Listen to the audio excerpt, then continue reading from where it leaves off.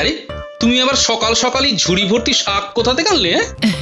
এই পুঁটিতে জমি থেকে কি সুন্দর জমি ভর্তি শাক হয়েছে, হ্যাঁ? দেখলেই চোখ ভরে যায়। হ্যাঁ গো, আমাদের তো কতটা জমি পড়ে আছে গো, তুমি ওতে একটু সবজি চাষ করতে পারো না?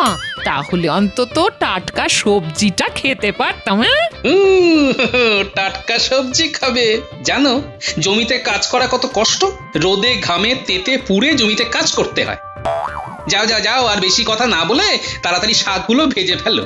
গরম গরম ভাত দিয়ে শাক ভাজা খেয়ে তারপর রাজবাড়িতে যাবো। সারাদিন খালি খাওয়া আর খাওয়া, কোনো কাজের বেলায় অষ্টরম্ভা।